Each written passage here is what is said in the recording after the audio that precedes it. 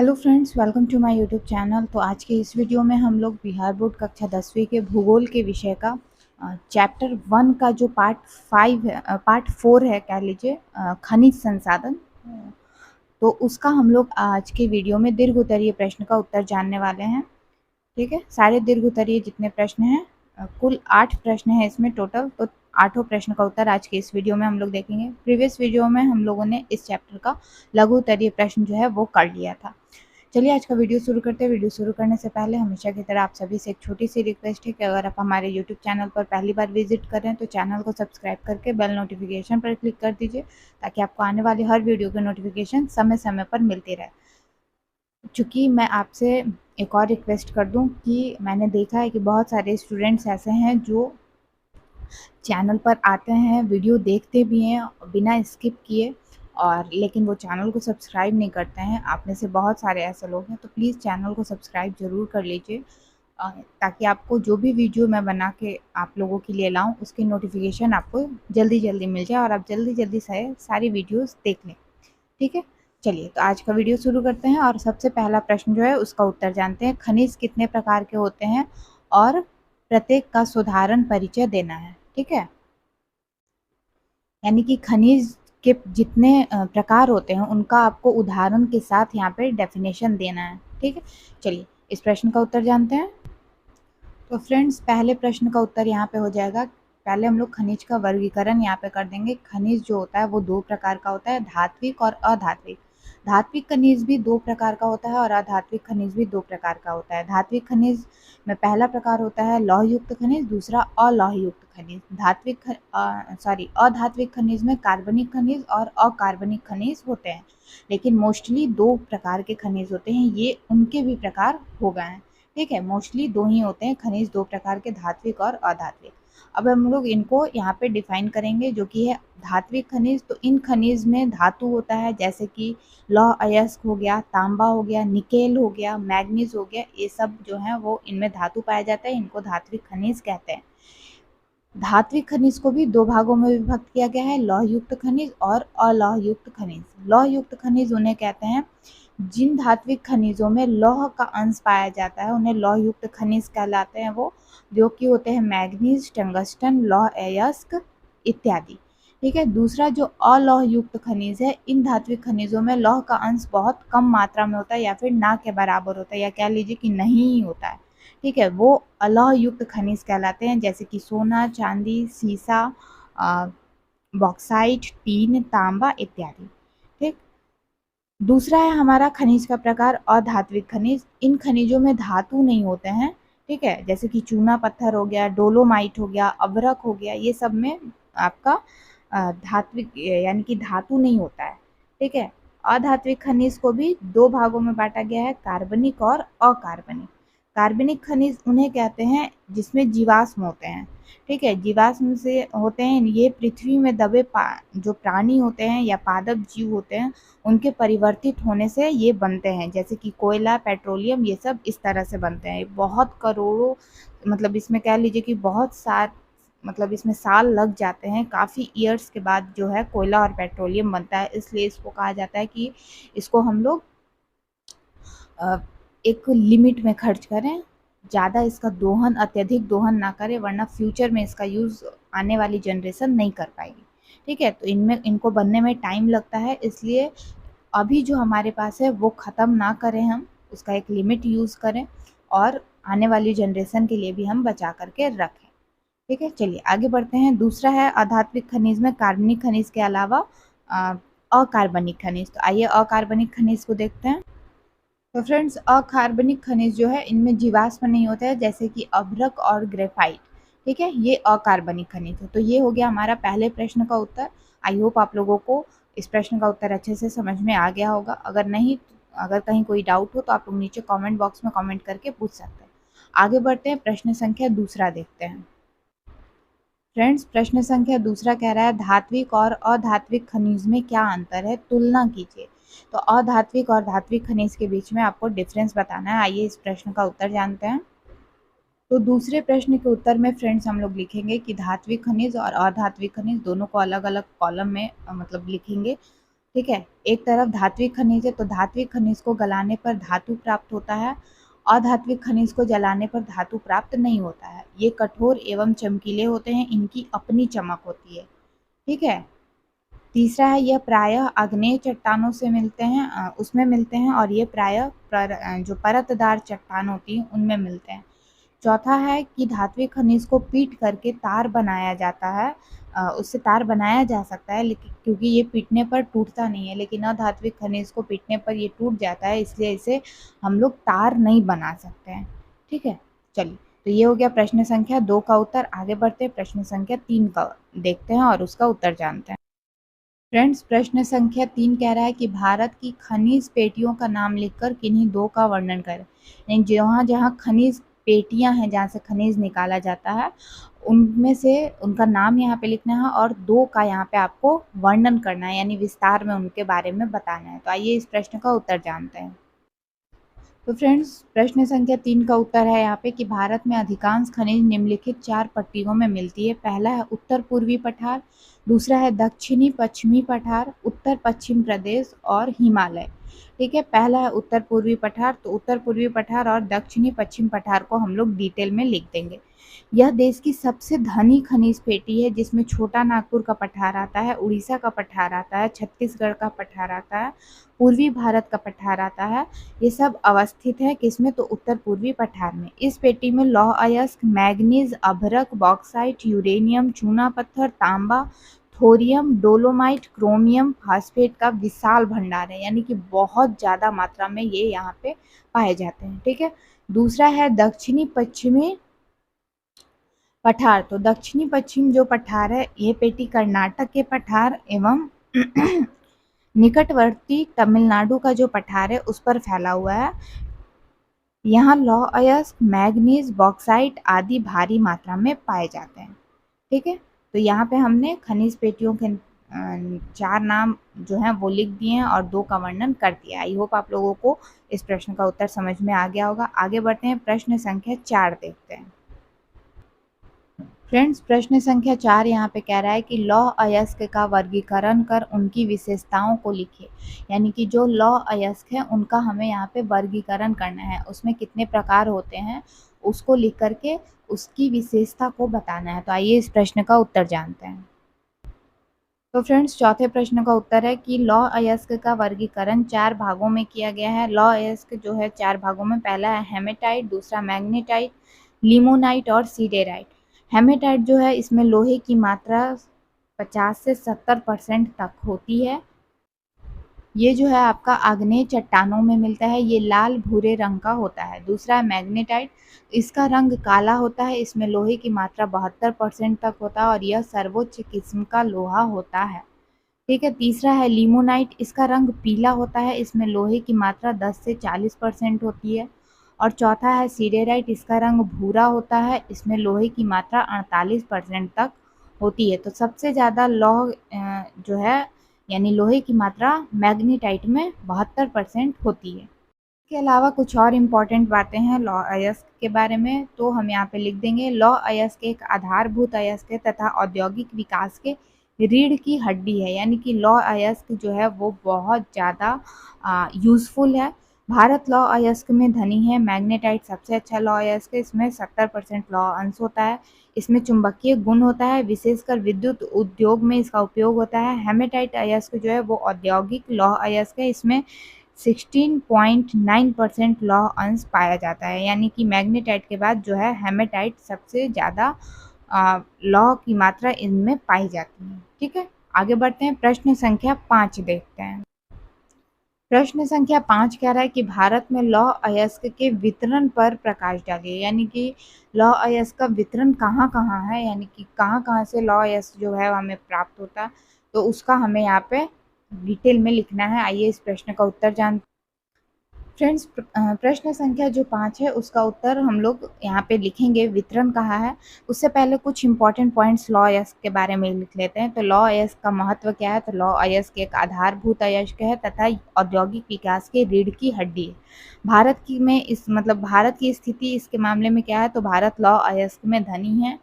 इसकी गुणवत्ता मैग्नेटाइट सबसे अच्छा लौह अयस्क है। फ्रेंड्स, इसके बाद हम लिखेंगे इसमें 70% लौह अंश होता है, इसमें चुंबकीय गुण होता है, विशेषकर विद्युत उद्योग में उपयोग होता है। हेमेटाइट अयस्क औद्योगिक लौह अयस्क है, इसमें 50 से 60% लौह अंश पाया जाता है। अब राज्यवार हम लोग वितरण को देखते हैं तो उड़ीसा झारखंड पेटी पहला है। उड़ीसा में उच्च कोटि का लौह अयस्क बादाम पहाड़ी खानों में मयूरगंज और किरीबुरू जिलों में पाया जाता है। झारखंड के सिंहभूम जिले में भी हेमेटाइट नोआ मंडी सिंहभूम जिले में हेमेटाइट नोआ मंडी खानों में पाया जाता है। ठीक है, ये हम लोग इसका वितरण पढ़ रहे हैं। ठीक है, लौह अयस्क का वितरण।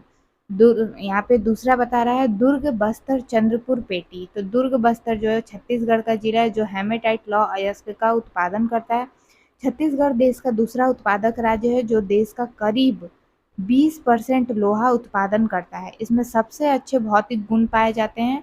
यह जापान कोरिया को विशाखापत्तनम बंदरगाह से निर्यात किया जाता है, यानी कि यहाँ से भेजा भी जाता है।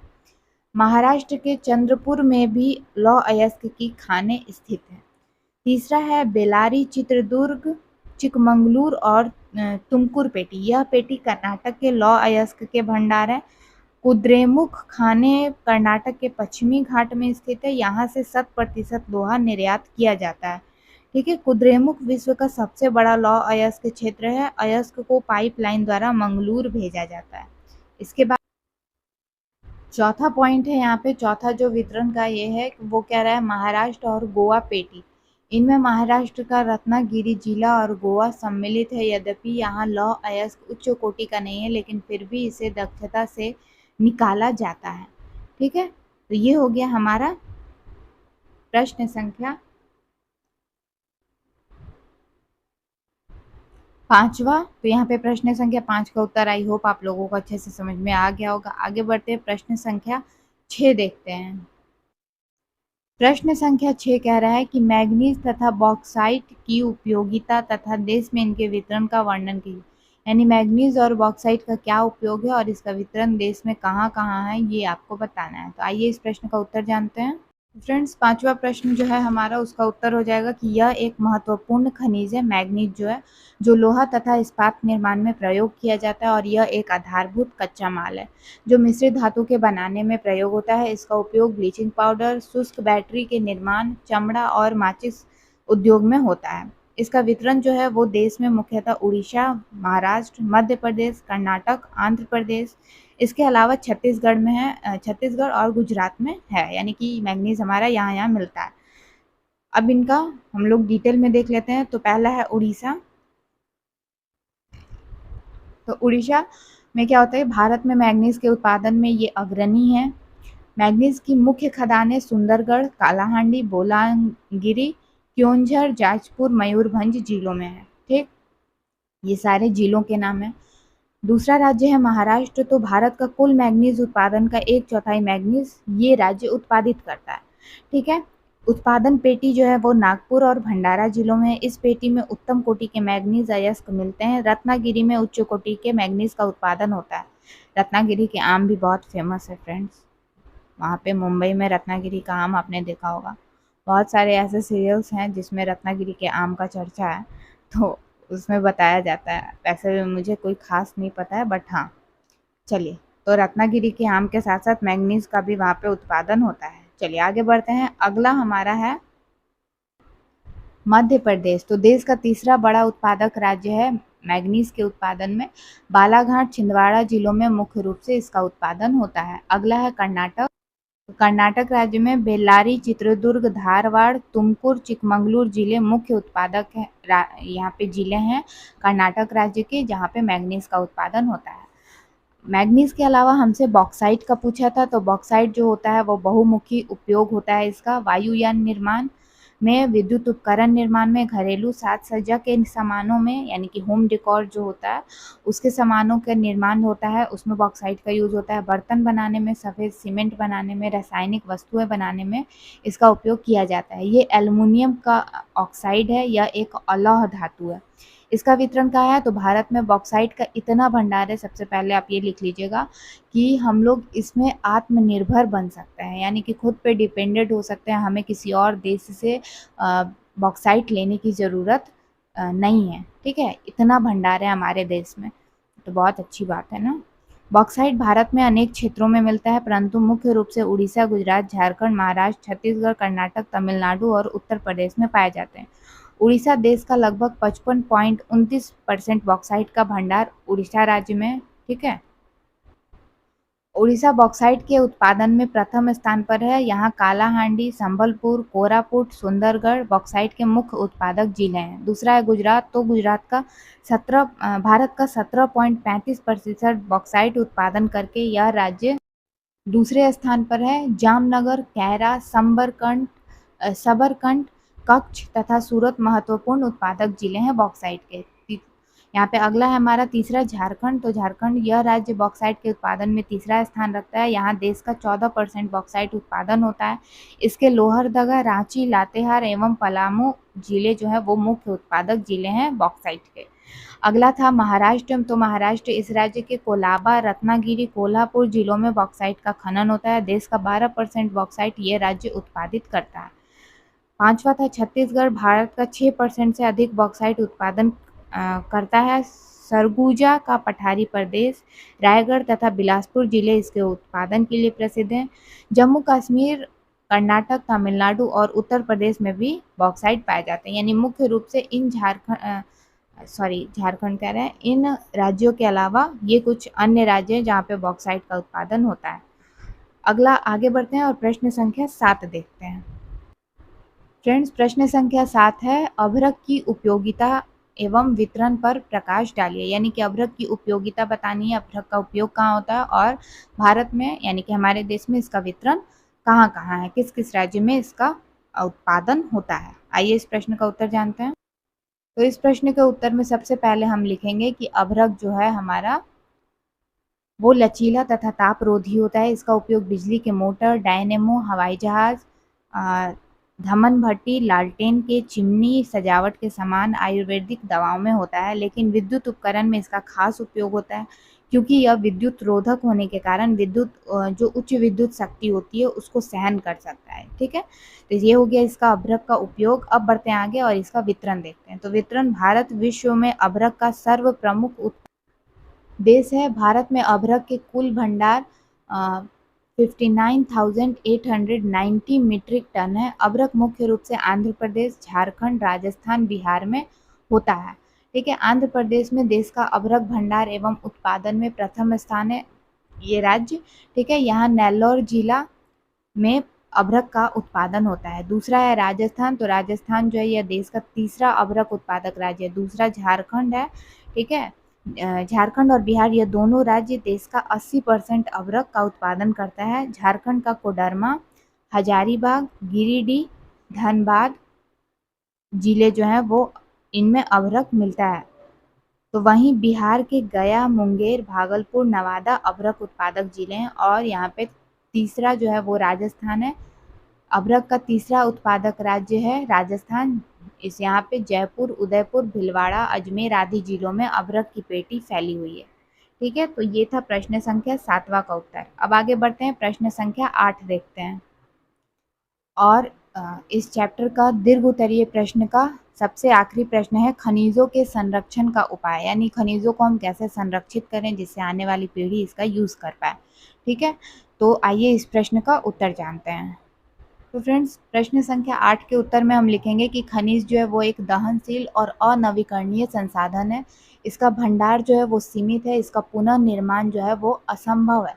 खनिज उद्योग का आधार है, किंतु औद्योगिक विकास के लिए खनिजों का अतिशय दोहन और उपयोग से इनके अस्तित्व के लिए ये संकट हो गया है। ठीक है, इसलिए इनका संरक्षण आवश्यक है। यहाँ पे हमने ये बताया है कि संरक्षण आखिर आवश्यक क्यों है। ठीक है, इनके संरक्षण के जो उपाय हैं वो ये यहाँ पे निम्नलिखित हैं। पहला है कि ऐसे प्रौद्योगिकी एवं शोध को हम लोग को विकसित करना चाहिए जो खनिजों के अपव्यय को रोक सके, यानी कि ज़्यादा खर्च जो है उसको रोक सके। तो दूसरा हमारा उपाय है, यानी कि खनिजों का जो संरक्षण है इसका उपाय में दूसरा पॉइंट है कि खनिज क्षेत्रों में आधारभूत सुविधाओं का समुचित विकास किया जाए। ठीक है, तो खनिजों के संरक्षण का दूसरा उपाय क्या है, खनिज क्षेत्रों में आधारभूत सुविधाओं का समुचित विकास किया जाए। तीसरा है संरक्षण नीति में पोषणीय खनन पर अत्यधिक बल दिया जाना चाहिए। चौथा यहाँ पे है कि खनिजों पर नियंत्रण के अलावा उनके विकल्पों को खोजना। ठीक। पांचवा कह रहा है खनिजों के निरंतर जो दोहन हो रहा है उस पर नियंत्रण करें तथा कच्चे माल के रूप में सस्ते विकल्पों की खोज करें। छठा है खनिजों के जो भी अपशिष्ट पदार्थ होते हैं उसका हम लोग कुछ बुद्धिमत्ता पूर्वक उपयोग करें, यानी कि अपना दिमाग अपनी बुद्धि लगा करके उसका हम उपयोग करें, अपशिष्ट पदार्थों को फेंके नहीं। ठीक है, तो ये था प्रश्न संख्या 8 का उत्तर। और इसी के साथ हमारा इस चैप्टर का सारा प्रश्न उत्तर जो है वो यहीं पे ख़त्म होता है। आज की वीडियो में हम लोगों ने ये चैप्टर का सारा प्रश्न उत्तर सारे प्रश्नों का उत्तर देख लिया है। आज का वीडियो जो था वो तो दीर्घ उत्तरीय प्रश्नों का उत्तर हमने इस वीडियो में देखा है। प्रीवियस वीडियो में हम लोगों ने लघु उत्तरीय प्रश्न देख लिया था, प्रश्नों का उत्तर जो है वो कर लिया था। तो उम्मीद है आपको आज का वीडियो पसंद आया होगा। आज के वीडियो में हम लोगों ने बिहार बोर्ड कक्षा 10वीं के भूगोल विषय का चैप्टर 1 का पार्ट 5 जो है खनिज संसाधन, उस पार्ट का दीर्घ उत्तरीय प्रश्नों का उत्तर देखा है। उम्मीद है आपको आज का वीडियो पसंद आया होगा। अगर कहीं कोई डाउट हो तो नीचे कमेंट बॉक्स में कमेंट करके पूछ सकते हैं। वीडियो पसंद आया तो लाइक शेयर सब्सक्राइब। मिलती हूँ नेक्स्ट वीडियो में, तब तक के लिए हर हर महादेव।